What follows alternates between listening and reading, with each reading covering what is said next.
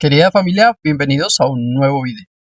Como algunos de ustedes sabrán, esta semana publiqué un video en el cual alertaba a los hermanos acerca de una película que se estrenó hace poco llamada El hijo del carpintero, la cual es protagonizada por Nicolas Cage y muestra a un Jesús de adolescente con muchos y serios problemas, siendo un asesino, un inmoral y también una persona psicológicamente inestable. Y ustedes dirán, bueno, Brian, ¿y qué problema hay con eso? Claramente tiene unas repercusiones tremendamente negativas en cómo las personas pueden interpretar quién es Jesucristo. Si usted quiere ver ese video, por aquí le debe aparecer una tarjetica donde podrá conocer qué opino yo sobre lo que se conoce de esa película, y claramente se lo dejaremos también el link en la descripción de este video o en la cajita de comentarios. Pero le invito para que usted vea ese video luego de ver este. ¿Por qué? Porque en este video hablaremos algo muy importante, y es, ¿y si ellos tuviesen la razón? Si realmente fuese como ellos dicen que Jesús pecó, ¿qué repercusión tendría para nosotros como creyentes? ¿Qué repercusión tendría esta blasfemia en caso de ser real? En este video voy a hablar de 10 aspectos que repercuten directamente en esta falsa interpretación de Jesucristo y que repercute en su vida y en la mía, en la teología bíblica. Así que empecemos. Primero, Cristo y la doctrina de la encarnación. La pregunta si Jesús pecó no es únicamente una pregunta de un ámbito moral, realmente es una pregunta que atenta contra una doctrina fundamental que está centrada en la cristología, el estudio que nosotros hacemos de la escritura acerca de Cristo. Y es por esto que nos vamos a centrar claramente en una perspectiva bíblica. La Biblia enseña que Cristo posee dos naturalezas, la divina, Juan 1:1, ¿cierto? Nos muestra esto: en el principio el verbo, es decir, Jesús, en el principio el verbo era Dios y el verbo era con Dios. Y el verso 14, Juan 1, verso 14 dice, y este verbo se hizo carne y habitó entre nosotros. Es decir, habla de la naturaleza, tanto divina en el verso 1 como humana en el verso 14. Claramente estoy parafraseando el versículo, pero se centra en esto. El verbo, que es Dios, que se hizo carne, según el verso 14, es Jesucristo. Es decir, vemos unidas en una sola persona, sin confusión, sin mezcla, las dos naturalezas de Jesús. Esto es doctrina fundamental. Si nosotros somos cristianos, somos personas que se someten a la escritura, tenemos que aceptar esta enseñanza, no por forzarla, sino porque es evidente la enseñanza en toda la escritura. Acá no podemos hacer un curso de teología, de cristología, porque nos tomaría mucho tiempo, pero el aceptar que Jesús peca implica varios aspectos. El primero, atribuir pecado a la naturaleza divina de Jesús, lo cual es imposible, porque si Jesús es Dios, no puede pecar. Segundo, corromper la naturaleza humana perfecta de Cristo destruye la doctrina de la impecabilidad, que Jesús no pecó.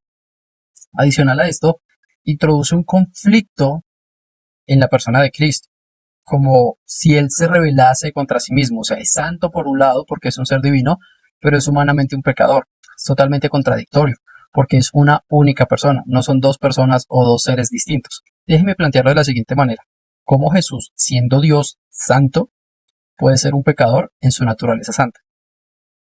¿Ven el problema? Y permítame, voy a explicar un poco más adelante, pero básicamente el Cristo pecador es un Cristo internamente dividido, lo cual es imposible. Míralo de la siguiente manera: es que Jesús, siendo Dios encarnado en un cuerpo físico con una naturaleza humana, por un lado es un Dios santo que castiga el pecado del mundo, pero por el otro lado es un ser humano pecador, y es la misma persona. Esto es totalmente contradictorio. Segundo, impecabilidad versus capacidad de pecar. Muchos teólogos, y yo estoy de acuerdo con ellos, han afirmado a través de la historia que Cristo es capaz de no pecar. Él tiene la capacidad de no cometer pecado. Es decir, no tiene el poder para pecar, puesto que esto atentaría contra su propia naturaleza. Pero hay algo más, y es que Cristo no es capaz de pecar. Déjeme decirlo de la siguiente manera: Cristo tiene el poder para no pecar y Cristo es incapaz de pecar. En él no existe esa posibilidad. Y ustedes dirán, bueno, ¿y por qué Cristo es incapaz de pecar? Muy sencillo, porque Jesús no es cualquier persona, sino que Jesús es la persona del Hijo. Jesús es la segunda persona de la Trinidad, no una persona humana aislada. Es decir, no podemos comparar a Jesús con cualquier ser humano. Desde su propia concepción, entendemos que es diferente a todos nosotros. Aunque la naturaleza humana es capaz de tentación, por ejemplo, Jesús cuando estaba en el desierto, la persona divina sostiene en pureza total y perfecta esa naturaleza humana.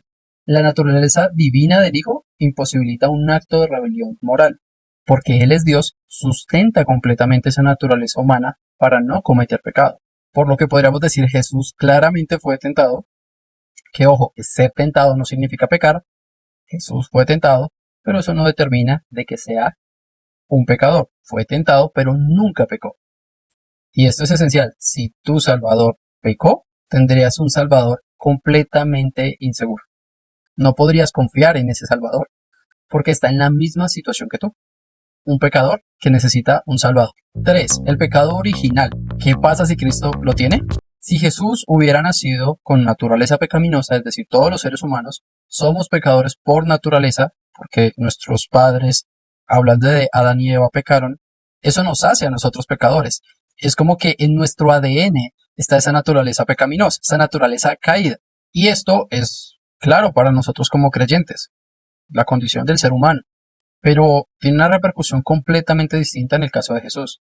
Si Jesús hubiera nacido con esa naturaleza pecaminosa, pues heredaría la culpa original. Mire lo que dice Romanos capítulo 5, verso 12. Por tanto, tal como el pecado entró en el mundo por medio de un hombre, y por medio del pecado la muerte, así también la muerte se extendió a todos los hombres, porque todos pecaron. Si esta naturaleza también aplica para Jesús, Jesús sería un hijo de Adán bajo condenación. Y claramente no podría representar a una humanidad nueva. Pero recuerden, Jesús no nace de una naturaleza caída. Él nace por obra del Espíritu Santo. Miren lo que dice Lucas capítulo 1, verso 35. El ángel le respondió, el Espíritu Santo vendrá sobre ti y el poder del Altísimo te cubrirá con su sombra. Por eso el santo niño que nacerá será llamado Hijo de Dios. El santo niño que nacerá será llamado Hijo de Dios. Si usted quiere saber qué significa la palabra o la expresión, mejor dicho, Hijo de Dios según la Escritura, déjenlo en la cajita de comentarios y nosotros haremos un video acerca de esto. Pero es claro, el niño santo, el santo niño hablando de Jesús, porque no viene con una naturaleza caída como usted y yo que tenemos un padre que es un ser humano. Jesús fue engendrado por obra, por el poder del Espíritu Santo, por lo cual no cuenta con esa naturaleza caída, porque al nacer por obra del Espíritu Santo, que es Dios, es la tercera persona de la Trinidad, pues Jesús se libró, bueno, ni siquiera se libró porque nunca la tuvo, pero evitó la transmisión de la corrupción adámica, de la corrupción caída del ser humano. Y es por eso que es imposible que Jesús peque o que pecara cuando estuvo en esta tierra, porque no tiene una concupiscencia interna, no tiene esa maldad dentro de sí mismo, no tiene una inclinación hacia el mal. Su voluntad humana está sustentada y alineada perfectamente con la divinidad, con la voluntad santa de Dios. Decir que Jesús pecó equivale a afirmar que la encarnación falló, porque fue una encarnación contaminada y pecaminosa, que el Espíritu Santo fracasó en su responsabilidad y en su participación en mantener al Hijo santo y libre de pecado, y que Cristo nació ya separado del Padre. 4. La tipología sacrificial y el cordero sin mancha. El sistema sacrificial del Antiguo Testamento no es un adorno ritual. Sabemos que todo eso es una estructura teológica que se cumple en Jesucristo y que apunta siempre a Jesús. Los sacrificios exigían, primero, un animal sin defecto, pero también unas condiciones absolutas. Ningún sacrificio con defecto podía ser aceptado. Cristo sí cumple con esa tipología, con esos requisitos de la ley, y es que es un cordero sin mancha y sin contaminación, que ofreció un solo sacrificio y este era perfecto. Si Jesús hubiera pecado, sería un sacrificio inválido, su muerte sería impropia para expiar pecados ajenos y ni siquiera los suyos, y su sangre sería contaminada como la de Caín. Esto equivaldría a decir, el sacrificio perfecto no existe, la expiación queda anulada, no hay justificación, no hay paz con Dios. Eso serían diversas consecuencias de que Jesús hubiese pecado. Pero sabemos que no fue así, sino que la sangre justa y santa que fue derramada a través del sacrificio de nuestro Señor Jesús fue un cumplimiento santo y perfecto. Se cumple el pacto que se establecía y se exigía en la ley. Mire lo que dice Hebreos capítulo 9, verso 11 al 12. Pero cuando Cristo apareció como sumo sacerdote de los bienes futuros a través de un mayor y más perfecto tabernáculo, no hecho con manos, es decir, no de esta creación, entró al lugar santísimo una vez para siempre, no por medio de la sangre de machos cabríos y de becerros, sino por medio de su propia sangre, obteniendo redención eterna, sino por medio de su propia sangre, obteniendo redención eterna. 5. La doctrina de la unión con Cristo. Nuestra salvación depende de estar unidos a Cristo. Esto significa que lo que Cristo no tomó sobre sí mismo no pudo ser redimido ni curado. Déjeme explicarlo. En el contexto de la teología cristiana, esto aplica a la encarnación, donde se argumenta que el Hijo de Dios, es decir, Jesús, debía asumir la naturaleza humana completa, incluyendo cuerpo, mente y voluntad, para poder sanar a la humanidad del pecado. Es decir, debía ser alguien que nos representara genuinamente, porque los corderos que habían sido sacrificados no lograban limpiar nuestro pecado. Su sacrificio no era perfecto y suficiente. Por eso tenía que cada año estarse sacrificando más y más animales. Pero en el sacrificio de Jesús, este es el único y es suficiente, porque cumple con todas las características. Cristo asumió una humanidad verdadera, pero no pecaminosa. Ese es el punto. Como no tiene una naturaleza pecaminosa, no puede pecar. Pero lo que nos viene a decir esta película es que, tratando de, no sé, ser empáticos o, no sé, una psicología barata, simplemente lo que busca es mostrar que si Cristo asume una humanidad pecaminosa, pues va a ser más cercano a nosotros, supuestamente. Pero esto tiene muchos problemas, porque si fuese así, pues se une un pecador más a la humanidad, se une un pecador más al problema y seguimos necesitando un Salvador. Su obediencia ya no es perfecta, su justicia ya no puede ser imputada al creyente. Esto es realmente problemático. Si Jesús pecó, no hay esperanza para nosotros. En caso de ser así, nuestra unión con Cristo se volvería unión con un hombre condenado, condenado al mismo destino de nosotros, estar separado de Dios y condenado en el infierno. 6. Cristo como nuevo Adán. Podemos ver que Romanos capítulo 5 y 1 Corintios capítulo 15 nos muestran a un Adán que es desobediente y que por tanto recibe la consecuencia de su desobediencia, que es la muerte.